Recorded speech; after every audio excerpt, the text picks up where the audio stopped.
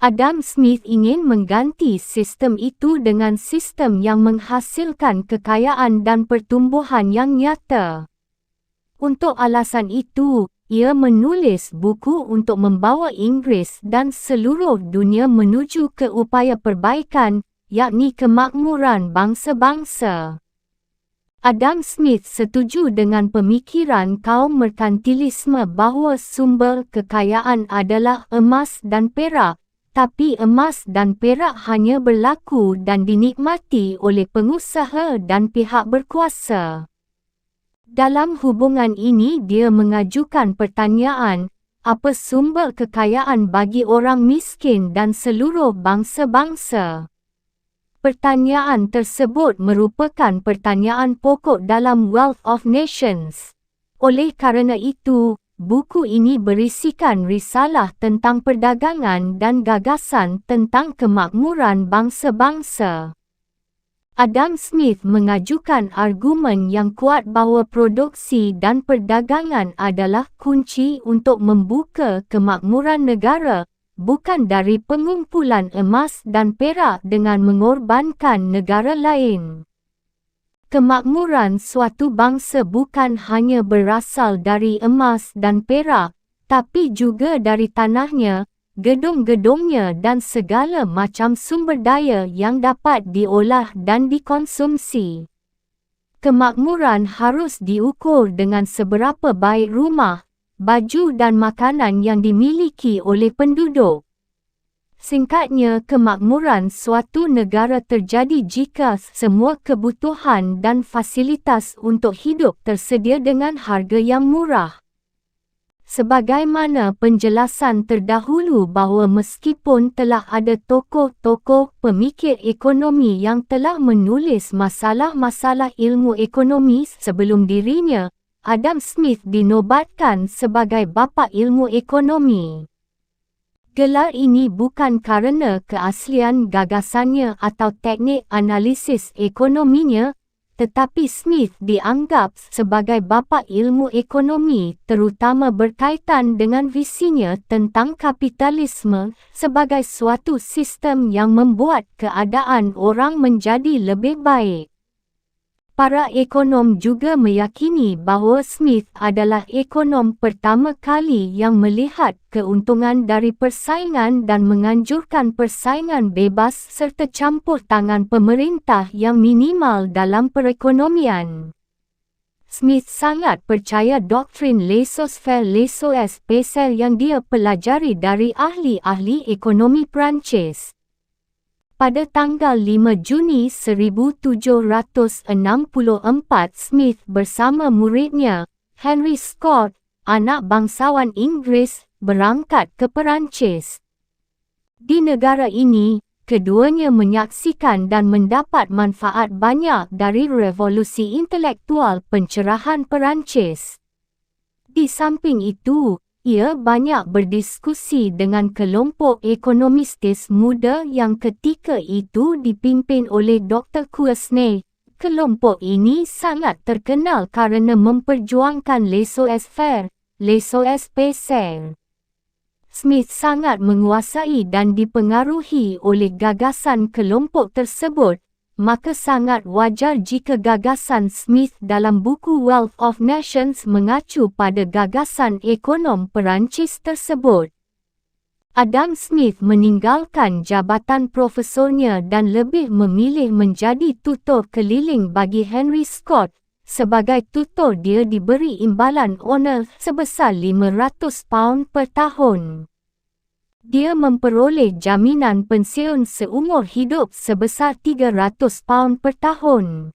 Dengan penghasilan sebanyak ini menyebabkan dia punya waktu banyak untuk membaca, merenung dan akhirnya menulis Wealth of Nations selama hampir 12 tahun lamanya.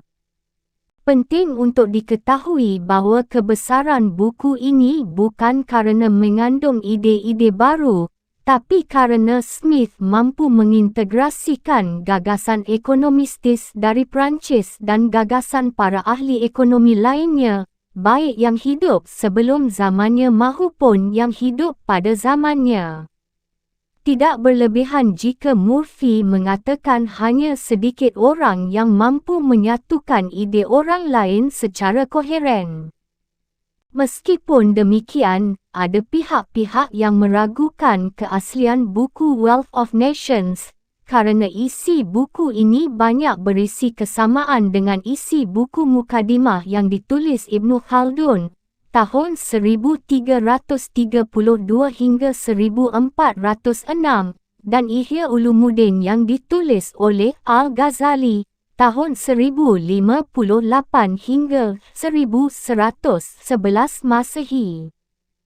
Kedua sarjana Muslim tersebut sudah membahas secara detail mengenai pentingnya division of labor.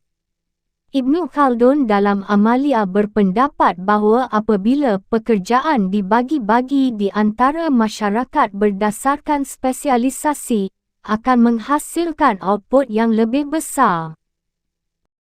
Tak seorang pun dengan sendirian memperoleh sejumlah gandum yang dibutuhkan untuk makanan. Namun bila 6 atau 10 orang terdiri dari tukang besi atau tukang kayu untuk membuat alat-alat, dan yang lain bertugas menjalankan sapi, mengolah tanah, mengetam hasil tanam dan seluruh kegiatan pertanian lainnya, bekerja untuk memperoleh makanan secara terpisah-pisah atau berkumpul bersama, dan dengan kerja itu diperoleh sejumlah makanan, jumlah itu dapat memenuhi kebutuhan penduduk beberapa kali lipat. Pekerjaan yang terkombinasi menghasilkan lebih banyak daripada kebutuhan dan kepentingan para pekerja. Sementara itu, jauh sebelum Ibn Khaldun dan Adam Smith mengemukakan pandangan tentang pentingnya pembagian kerja dan spesialisasi, Imam Ghazali sudah menghuraikan gagasan mengenai hal ini dalam Ihya Ulumuddin dengan menggunakan contoh pabrik jarum, sedangkan Adam Smith menghuraikan pentingnya pembagian kerja dengan menggunakan contoh pabrik peniti. Padahal keduanya hidup pada masa yang berbeza.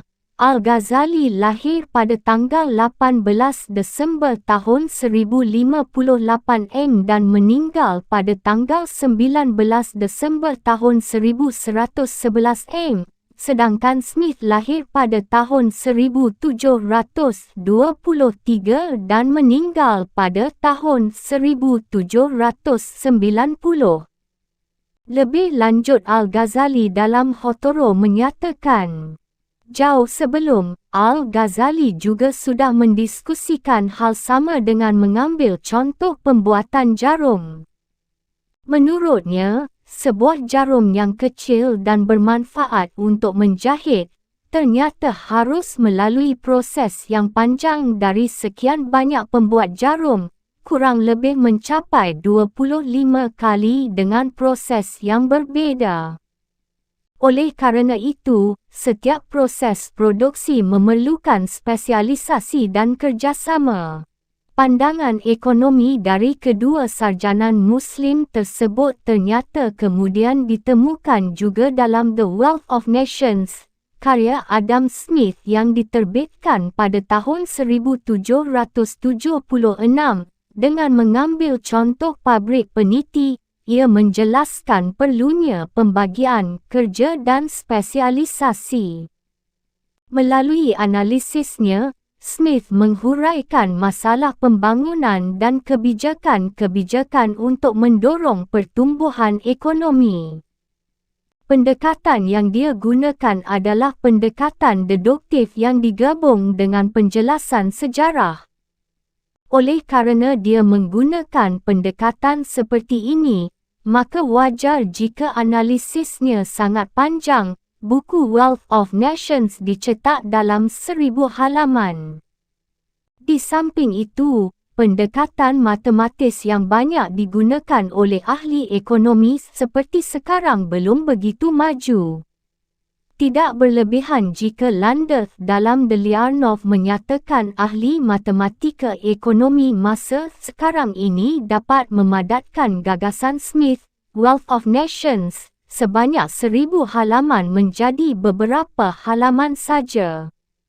Terlepas dari kelemahannya, karya Smith sangat terkenal dan banyak dikutip orang di seluruh dunia sejak dahulu hingga sekarang.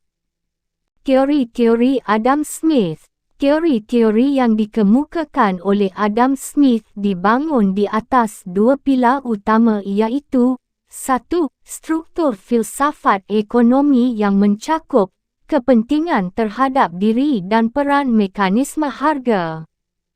2. Jalan menuju pertumbuhan ekonomi yang mencakup pembagian dan spesialisasi kerja dan peranan formasi modal. 1. Perhatian terhadap diri. Perhatian utama dari struktur filsafat ekonomi Adam Smith adalah menganalisis motivasi pelaku ekonomi untuk berproduksi dan mempertukarkan barang. Dia menanyakan tentang apa yang memotivasi individu untuk memperdagangkan barang dan jasa satu sama lain. Sebagaimana halnya dengan pemikir Yunani kuno dan Mandeville, tahun 1670 hingga 1733, Adam Smith juga berpendapat bahawa pada dasarnya manusia itu serakah, rakus dan egoistis, selalu mementingkan diri sendiri. Meskipun asumsi mereka tentang manusia sama, tapi kesimpulan berbeza sangat jauh. Mandeville menganggap bahawa sifat dasar manusia yang mementingkan dirinya sendiri akan berdampak negatif bagi masyarakat. Untuk alasan itu, maka dia menganjurkan peranan campur tangan pemerintah dalam perekonomian. Sebaliknya, Smith sangat mendukung sifat egoistis manusia, kerana sifat ini akan mendorong pertumbuhan ekonomi dan pembangunan masyarakat secara keseluruhan. Lebih lanjut, Smith berpendapat bahawa sifat egoistis manusia tidak akan berdampak negatif bagi masyarakat sepanjang ada persaingan bebas. Setiap orang menginginkan laba dalam jangka panjang, tidak akan pernah menaikkan harga peniti di atas harga pasar. Smith menegaskan bahawa perhatian terhadap diri atau cinta diri merupakan faktor motivasi yang lebih kuat ketimbang kedermawanan dalam hal produksi dan pertukaran komoditas. Lebih lanjut, Smith mengemukakan dasar-dasar pertukaran sebagai berikan yang saya inginkan dan anda akan mendapatkan yang anda inginkan. Adam Smith dalam Murphy mengamati perilaku ekonomi masyarakat, kemudian berkesimpulan, kita mendapatkan makan malam kita, bukan dari kebaikan atau kedermawanan tukang daging, penjual roti atau penjual minuman, melainkan dari kehendak mereka untuk mengejar kepentingan mereka sendiri. Kita berhubungan dengan mereka bukan kerana alasan kemanusiaan melainkan kerana cinta diri mereka, dan tak pernah berbicara pada mereka tentang kebutuhan diri kita, melainkan keuntungan mereka. Konsep Smith tentang tangan gaib bersumber dari pembahasan Smith tentang bagaimana sikap mementingkan diri dari tuan tanah justru tak sengaja membantu kepentingan masyarakat. Melalui Invisible Hand, dia ingin menunjukkan bahawa pencarian kepentingan diri oleh orang kaya dapat memberi manfaat bagi masyarakat secara keseluruhan. Smith dalam Murphy menyatakan, orang kaya mengkonsumsi lebih banyak ketimbang orang miskin, dan meski sifat mereka mementingkan diri sendiri, meski mereka sebenarnya hanya mencari kepuasan diri, meski tujuan mereka dari mempekerjakan 1,000 orang dalam memenuhi hasrat mereka sendiri yang tak pernah puas. Mereka pada saat yang sama berbagi peningkatan produksi kepada orang miskin. Dan tanpa mereka sadari, mereka dibimbing oleh tangan gaib untuk melakukan distribusi kebutuhan hidup, memajukan masyarakat, dan memberi sarana hidup bagi banyak manusia. Gagasan sederhana dari kepentingan diri adalah tidak ada yang salah dengan orang yang bertindak untuk kepentingannya sendiri. Karena di pasar bebas, kekuatan gabungan dari semua orang yang mengejar kepentingannya sendiri akan menguntungkan masyarakat secara keseluruhan dan memperkaya semua orang. Gagasan tersebut kembali Smith dalam Conway 2009 bahawa ketika individu mengejar kepentingan dirinya, dia dibimbing oleh tangan gaib. Setiap individu tidak bermaksud untuk memenuhi kepentingan publik atau mengetahui seberapa banyak dia memenuhinya dengan mengarahkan industrinya sedemikian rupa sehingga menghasilkan nilai terbesar. Dia hanya menginginkan keuntungan sendiri. Dalam hal ini, dalam banyak kasus lainnya, dirinya dipimpin oleh tangan yang tidak terlihat untuk melakukan sesuatu yang bukan merupakan dari maksudnya. Dengan mengejar kepentingannya sendiri, dia seringkali juga memenuhi kepentingan masyarakat daripada ketika dia benar-benar bermaksud untuk memenuhinya. Saya tidak pernah mengetahui hal baik yang dilakukan oleh mereka yang memang sengaja berdagangan untuk kepentingan publik. Untuk memudahkan pemahaman kita mengenai gagasan tersebut, berikut ini diberikan contoh Thomas, sang penemu bola lampu yang lebih efisien, lebih tahan lama dan lebih terang. Thomas melakukan itu untuk memenuhi kepentingannya sendiri, dengan harapan dirinya bisa kaya atau terkenal. Tujuan sampingannya adalah memberi manfaat bagi masyarakat secara keseluruhan, misalnya menciptakan kenyamanan hidup bagi orang yang membeli bola lampu, kerana ruang kerja atau ruang keluarga akan menjadi lebih terang, menciptakan lapangan kerja baru bagi penganggur. Jika tidak ada permintaan terhadap bola lampu tersebut, maka tidak akan ada yang membayar Thomas. Akibatnya, Invisible Hand akan menamparnya kerana ia melakukan kesalahan seperti itu. Lebih lanjut, Conway mengatakan bahawa ketika bisnes bola lampu semakin maju, maka orang lain mulai tertarik kerana menghasilkan keuntungan yang besar. Orang lain pun berusaha menyainginya dengan cara membuat atau merancang bola lampu yang lebih murah, lebih tahan dan lebih murah. Akibatnya, pengusaha lain pun menjadi kaya. Thomas pun tidak tinggal diam, dia tetap melakukan inovasi untuk menghasilkan bola lampu yang lebih murah dan kualitas yang lebih baik. Alhasil, Thomas tetap menjual bola lampu yang paling banyak.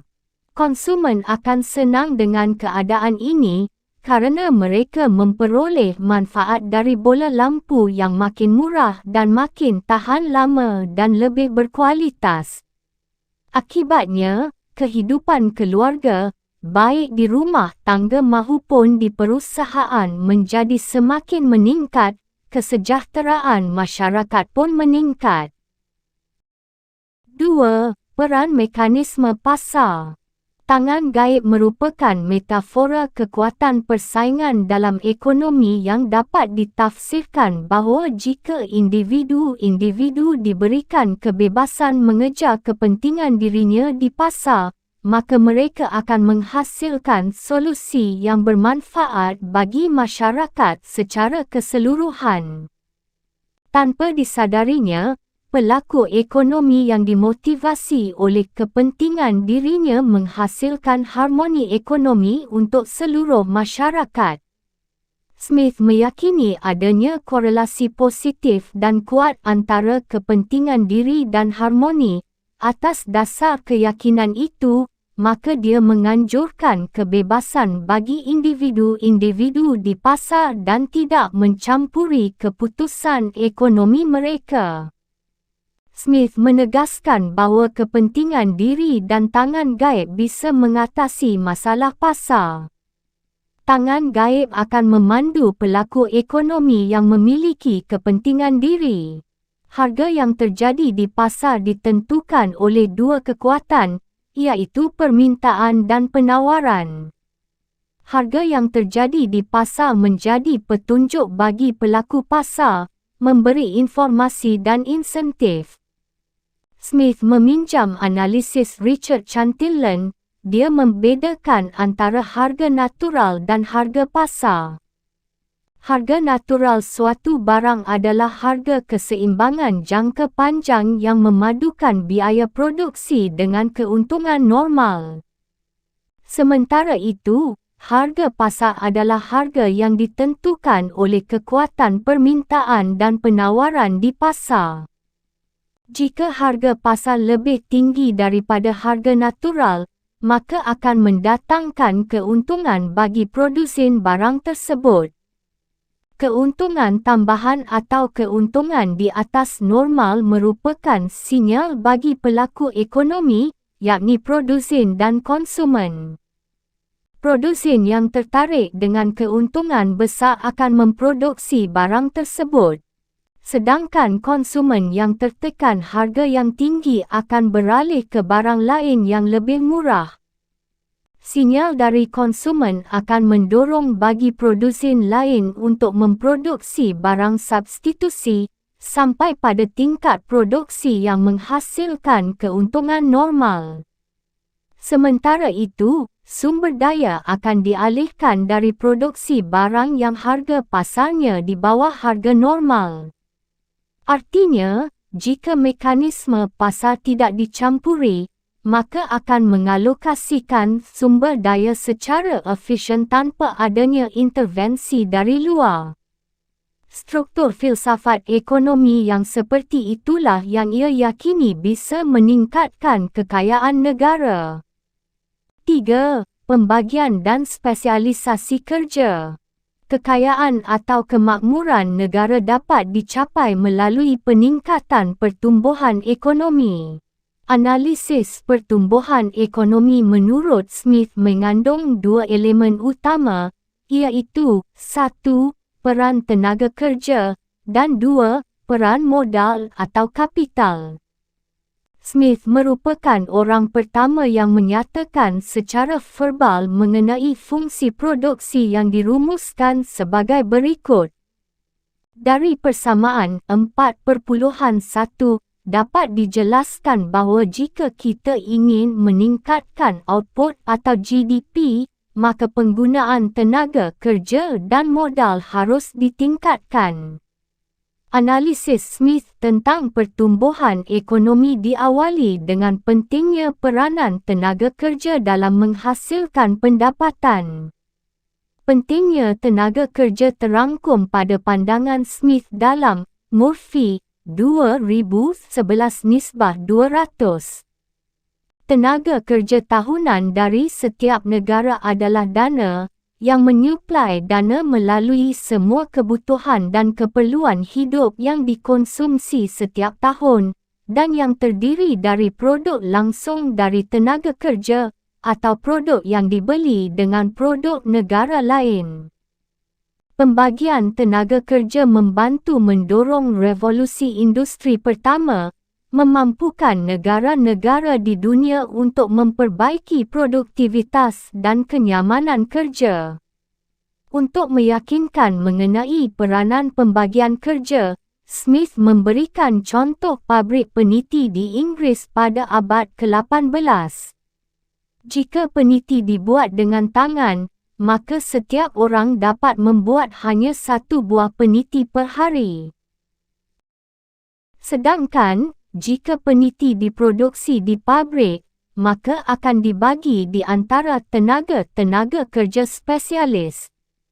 Satu pabrik yang terdiri dari 10 orang tenaga kerja dapat memproduksi 48,000 peniti per hari dengan membagi tenaga kerja. Hal ini menunjukkan bahawa pembagian kerja akan meningkatkan produktivitas. Pembagian kerja akan meningkatkan output atau produksi melalui 1. Peningkatan keterampilan kerja. 2. Penghematan waktu kerana spesialisasi pada satu aspek produksi. 3. Penemuan mesin. 4. Peranan modal atau kapital. Smith memahami bahawa kapital juga berperan penting dalam rangka menghasilkan pertumbuhan ekonomi. Pertambahan kemakmuran negara tergantung pada akumulasi stok, yakni peningkatan modal. Dia juga menyatakan bahawa ada hubungan timbal balik antara pembagian kerja dengan pertumbuhan modal. Ini adalah salah satu penyebab lambatnya peningkatan kekayaan di setiap negara. Sebelum stok dapat diproduksi, tidak akan ada pembagian kerja, dan sebelum ada pembagian kerja, tidak akan ada banyak akumulasi stok yang dihasilkan. Sebagaimana halnya dengan ahli lainnya, ahli-ahli atau pemikir ekonomi dipengaruhi oleh rohnya zaman di mana ahli itu hidup. Smith hidup dalam masa di mana masyarakatnya mengandalkan rasio, iaitu masa antara awal tahun 1600-an hingga akhir tahun 1700-an. Pada masa ini kekuatan rasio memasuki semua pemikiran ilmiah, termasuk pemikiran ekonomi yang dikembangkan oleh Adam Smith. Dengan rasionya semua orang dapat melepaskan diri dari tradisi dan dogma agama. Semua objek kajian di semua bidang ilmu pengetahuan dianggap dapat dikaji untuk menemukan hukum-hukum yang sudah ada. Upaya menemukan hukum yang menguasai objek kajian ini merupakan rohnya zaman atau semangat abad pencerahan.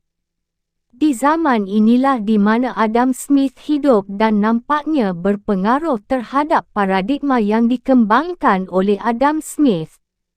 Smith melihat dan meyakini bahawa ada keteraturan di dalam alam raya ini.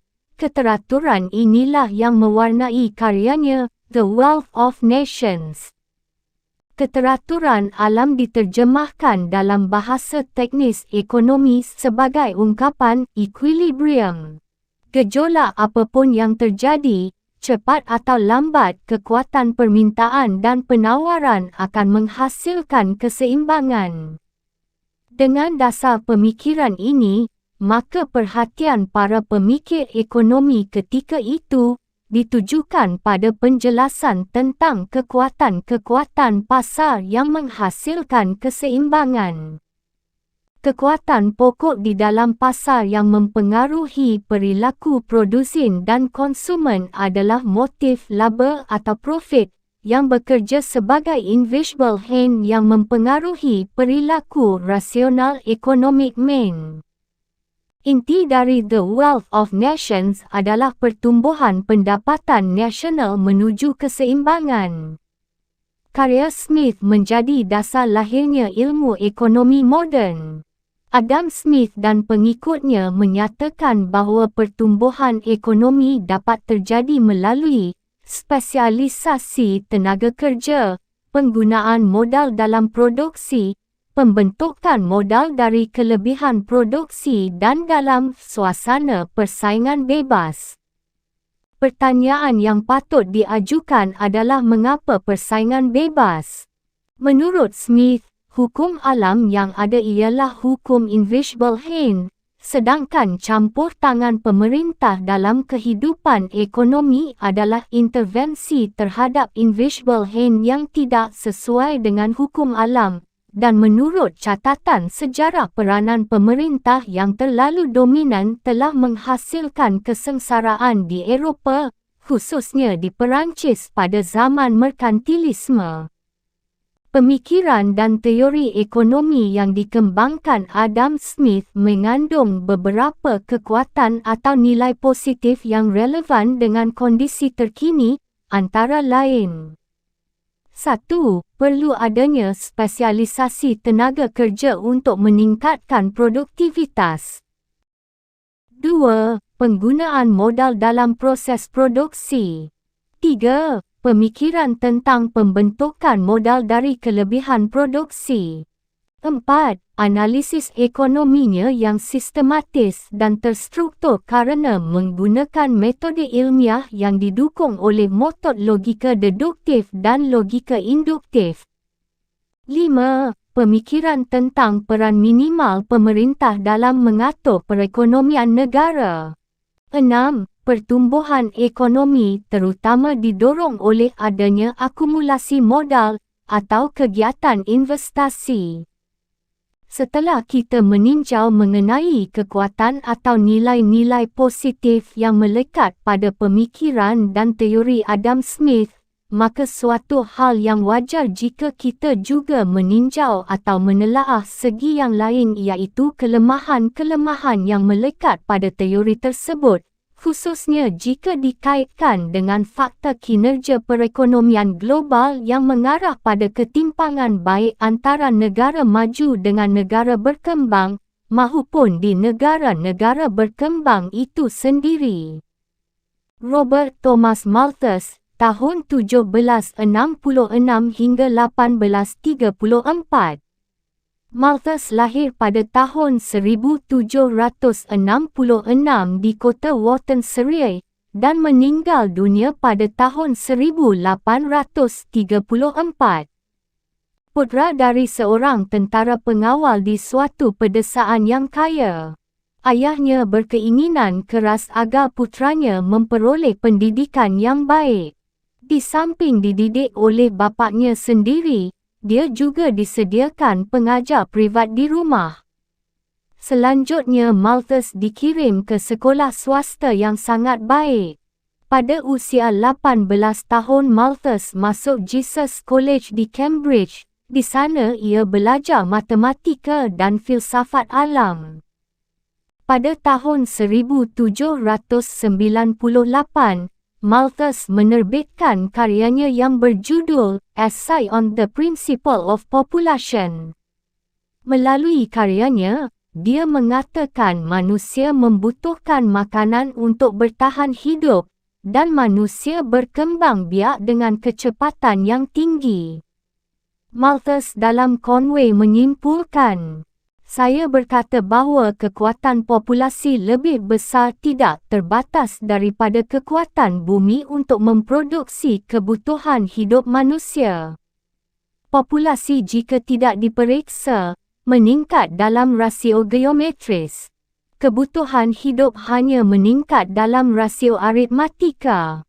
Tinjauan sekilas terhadap angka-angka akan menunjukkan besarnya kekuatan yang pertama dibandingkan dengan kekuatan yang kedua. Dari kesimpulan tersebut dapat dikatakan bahawa pemikiran Malthus merupakan pemikiran yang muram, skeptis, dan berbeza dengan pandangan positif Adam Smith dan ahli pendukung pencerahan lainnya. Malthus meyakini bahawa sumber daya bumi tidak bisa mengimbangi kebutuhan populasi dunia yang terus bertambah. Malthus bersama rekannya, David Ricardo, dalam Skousen menegaskan, tekanan terhadap sumber daya yang terbatas akan selalu membuat manusia selalu mendekati garis kemiskinan. Dengan demikian, Malthus dan David Ricardo membalikkan ekonomi Smithian yang cerah, meskipun mereka berdua juga pendukung kebijakan laissez-faire Smith. Lebih lanjut, Malthus berpendapat bahawa keadaan manusia tidak bisa ditingkatkan kerana dua alasan, yakni, 1. Malthus yakin bahawa manusia dikendalikan oleh hasrat kesenangan seksual yang tak pernah puas. Akibatnya, populasi manusia meningkat secara direct geometris, iaitu secara berganda 1, 2, 4, 8, 16, 32. 2. Berlakunya hukum pertambahan hasil yang semakin menurun pada sektor pertanian, iaitu makin banyak tanah yang ditanami, maka setiap penanaman baru akan menghasilkan bahan pangan yang lebih sedikit dibanding penanaman sebelumnya. Akibatnya produksi bahan makanan untuk manusia berkembang secara aritmatika, iaitu melalui penambahan 1, 2, 3, 4, 5. Jika permasalahan ini tidak dicarikan jalan keluarnya, maka manusia menuju kehancuran kerana manusia akan menderita satu dari 3 ujian yang ditimbulkan oleh alam, iaitu kelaparan, penyakit, dan perang. Untuk dapat keluar dari permasalahan tersebut, Malthus menyarankan perlunya kebijakan pengendalian laju pertambahan penduduk dengan cara menunda perkahwinan dan mengurangi jumlah anak. Jika kita perhatikan secara mendalam, maka tidak berlebihan jika dikatakan bahawa pemikiran Malthus merupakan rujukan atau cikal bakal lahirnya teori kependudukan moden saat ini. Malthus sangat mempengaruhi pemikiran moden. 1. Dia dianggap sebagai pendiri studi demografi dan populasi. Inggris melakukan sensus pertamanya pada tahun 1801 akibat dari pengaruh studi Malthus. 2. Dia dianggap sebagai guru perekayasa sosial yang mendukung kontrol populasi dan batas pertumbuhan ekonomi. 3. Esainya tentang populasi memperkuat pandangan muram dan fatalistik dari banyak ilmuwan dan pembaru sosial yang meramalkan akan muncul kemiskinan, kematian, penderitaan, perang dan kerusakan lingkungan sebagai akibat pengambilan sumber daya oleh populasi. 4. Dia mengilhami teori evolusi Darwin. 5. Karya utamanya sangat mempengaruhi teori ekonomi makro John Maynard Keynes yang didasarkan pada gagasan bahawa daur hidup bisnis disebabkan oleh perubahan dalam permintaan efektif total oleh konsumen dan investor. 6. Pesimisme Malthus dan Ricardo membuat ilmu ekonomi dicap sebagai ilmu yang muram. Meskipun demikian, tidak semua ahli sependapat dengan jebakan Malthusian atau dilema Malthusian tersebut. Marxis menolak pandangan Malthus yang suram dan disebutnya sebagai teori paling keji dan barbar. Mereka juga mengajukan fakta bahawa hingga kini mayoritas penduduk planet ini memperoleh makanan yang lebih baik, lebih sihat, usia harapan hidup yang lebih lama daripada sebelumnya. Conway menyatakan bahawa Malthus salah dalam 2 hal, iaitu 1. Manusia memiliki kemampuan merancang teknologi untuk memecahkan masalah tersebut. Dengan teknologi manusia dapat meningkatkan produksi bahan makanan, baik dari sisi jumlah maupun kualitas. 2. Populasi manusia tidak selalu tumbuh secara eksponensial. Pertumbuhan penduduk dunia relatif data perkembangannya berbeza dengan perkembangan sel sangat cepat dan yang. David Ricardo, tahun 1772 hingga 1823. Ricardo lahir di London pada tahun 1772 dan meninggal dunia di usia ke-51 pada tahun 1823. Dia meninggal mendadak kerana infeksi telinga. Ricardo berasal dari keluarga Yahudi yang sangat kaya raya. Putera ketiga dari Abraham Israel Ricardo, penganut Yahudi keturunan Spanyol Portugal yang menetap di Belanda. Ayahnya seorang pialang yang sukses dan membangun dinasti keluarga. Setelah Ricardo lahir, ayahnya pindah ke London pada tahun 1760 dan Ricardo memulai pendidikannya di sana.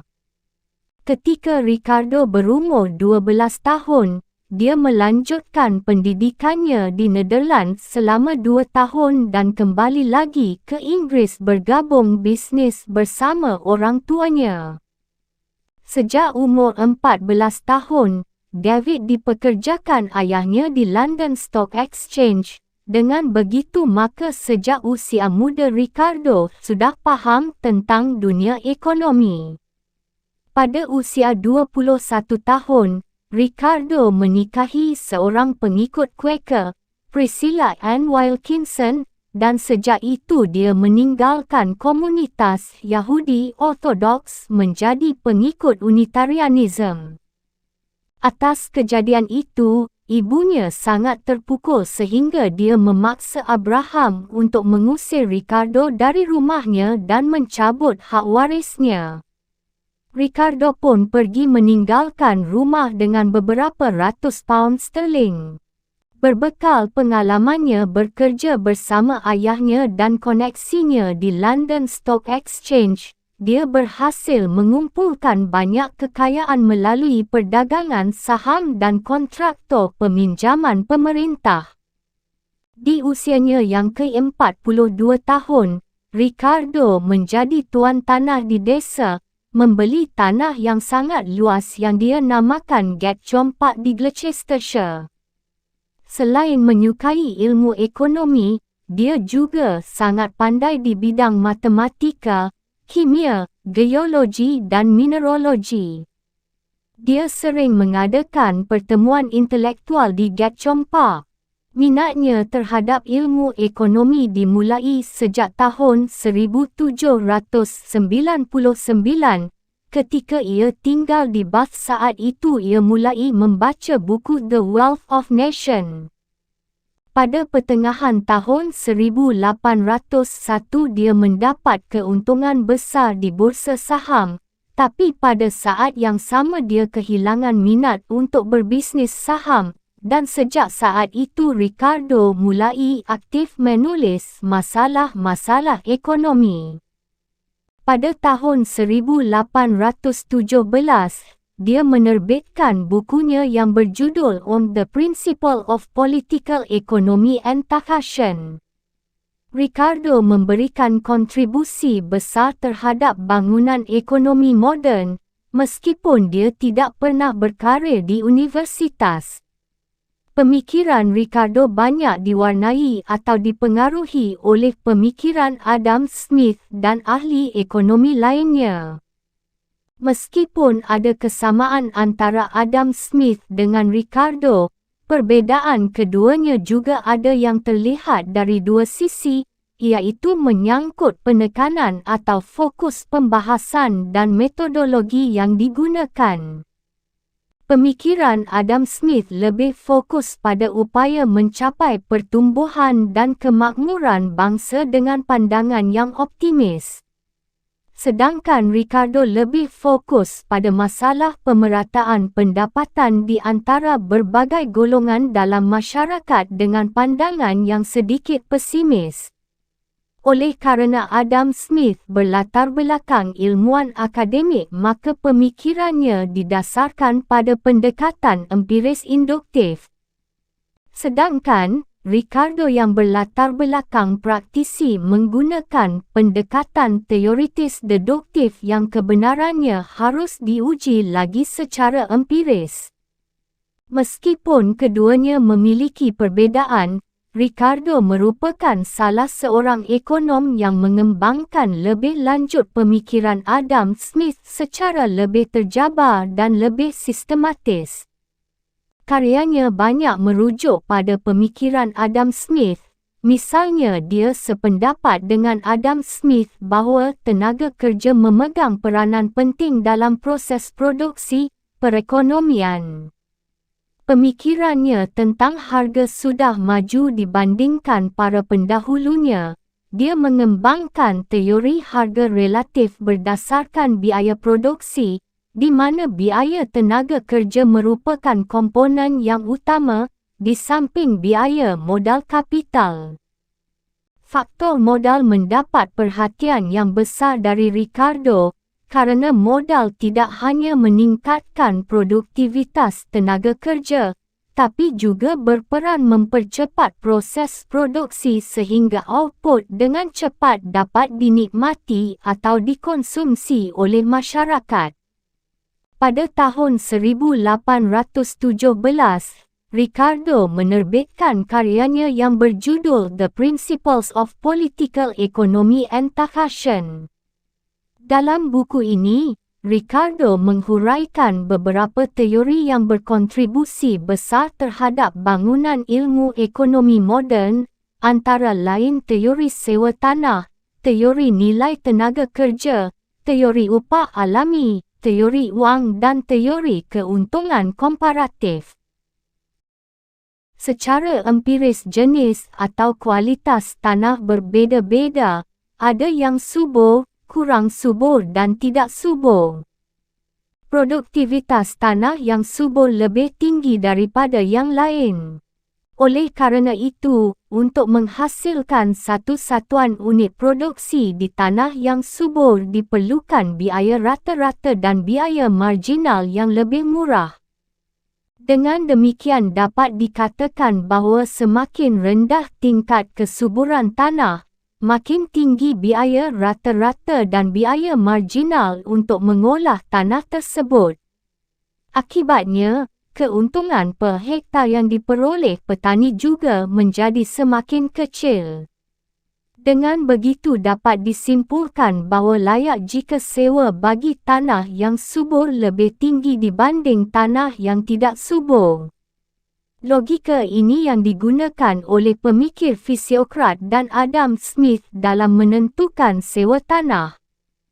Meskipun demikian, Ricardo tidak menggunakan logika di atas sebagai dasar untuk menentukan tinggi rendahnya sewa tanah. Dalam hal sewa tanah, dia menggunakan pendekatan yang relatif baru dan sangat berbeza dengan pendapat pemikir fisiokrat dan Adam Smith. Pendekatan yang dimaksud adalah pendekatan marginal. Dengan pendekatan ini, dia mengatakan bahawa tinggi rendahnya sewa tanah bukan didasarkan atas kesuburannya, tapi didasarkan pada tanah marginal iaitu tanah yang paling tidak subur atau tanah yang paling terakhir masuk pasar. Lebih lanjut Ricardo mengatakan bahawa jika harga pangan meningkat, maka upah juga harus meningkat. Sewa tanah yang tinggi disebabkan kerana kelangkaan tanah yang subur sebagai akibat dari jumlah penduduk yang semakin meningkat. Pendekatan Ricardo ini sangat penting peranannya dalam bangunan ilmu ekonomi moden setelah dikembangkan oleh pemikir neoklasik, antara lain Alfred Marshall, Charles Menger dan Leon Walras. Dalam hal upah, Ricardo menganalisisnya melalui teorinya yang bernama teori nilai kerja dan upah alami. Dia mengatakan nilai tukar suatu barang ditentukan oleh biaya yang dikorbankan untuk menghasilkan barang tersebut, iaitu meliputi biaya bahan baku dan biaya tenaga kerja yang besarnya cukup untuk mempertahankan taraf hidup minimum bagi buruh yang bersangkutan. Upah buruh yang jumlah seperti ini dinamakan upah alami. Jika harga barang ditetapkan lebih besar daripada biaya-biaya, maka dalam jangka pendek produsen akan memperoleh laba keuntungan ekonomi. Adanya laba akan menarik bagi pihak-pihak lain untuk memproduksi barang-barang yang serupa yang pada akhirnya akan menambah pasokan barang tersebut, yang pada tahap tertentu bisa menyebabkan adanya kelebihan produksi di pasar. Kelebihan produksi tersebut akan mendorong harga-harga turun kembali pada keseimbangan awal. Kerana biaya bahan baku relatif konstan, maka yang paling menentukan tingkat harga suatu barang adalah tingkat upah alami yang tinggi rendahnya ditentukan oleh kebiasaan masyarakat. Biasanya upah alami akan dinaikkan seiring dengan naiknya standar hidup masyarakat. Teori ini ternyata dikembangkan lebih lanjut oleh pemikir ekonomi sosialis komunis dengan nama teori upah besi. Teori Ricardo yang lain dalam bidang perdagangan adalah teori keuntungan komparatif.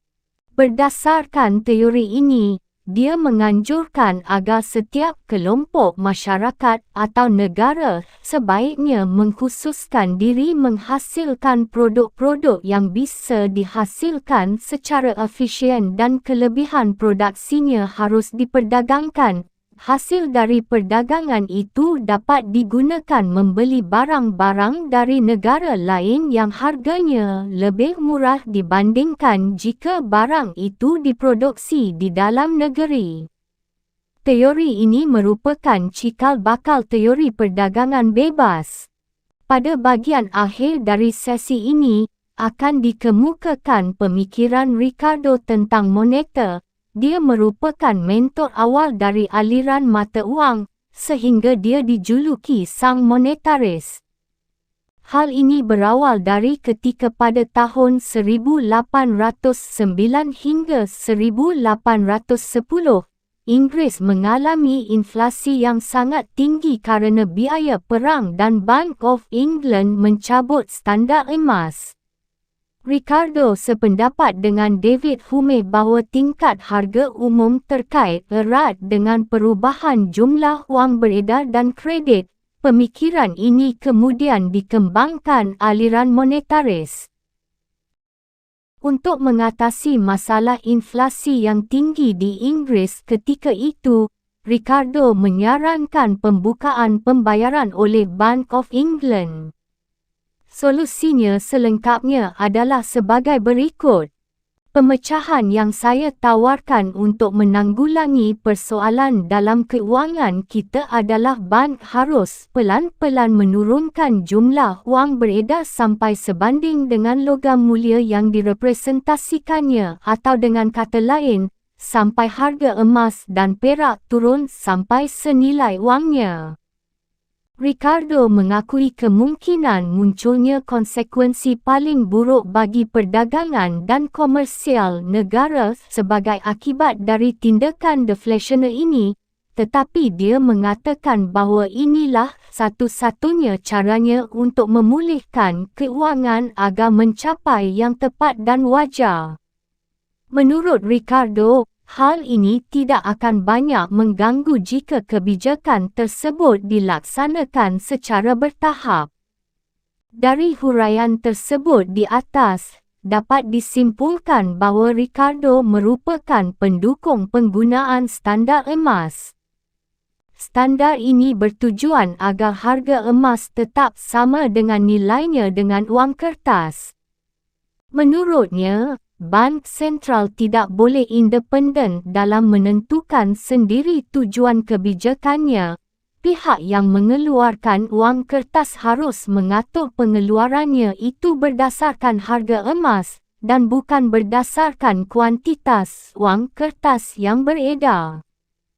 Pendapat ini sejalan dengan pandangan bahawa Bank Indonesia sebagai bank sentral di Indonesia tidak boleh memiliki independensi dalam menetapkan tujuan akhir kebijakan moneternya atau goal independensi, tapi ditentukan bersama oleh pemerintah dan Bank Indonesia.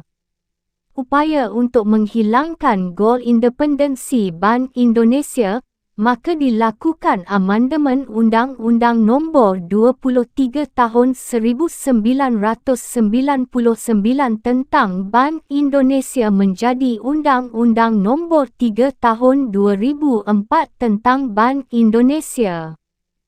Jean Baptiste Say, tahun 1767 hingga 1832. Jean Baptiste Say lahir pada 1767 dan meninggal pada tahun 1823. Seperti halnya Ricardo, J.B. Say merupakan pemikir ekonomi dari kalangan pengusaha, bukan kalangan akademis. Oleh kerana latar belakangnya sebagai pengusaha, maka J.B. Say sangat mendukung mengenai pengembangan jiwa kewirausahawan. Atas dasar itu dia dianggap sebagai orang pertama yang membahas mengenai hal tersebut. Ketertarikannya pada bidang ilmu ekonomi berlangsung ketika ia memasuki usia menjelang umur 50 tahun.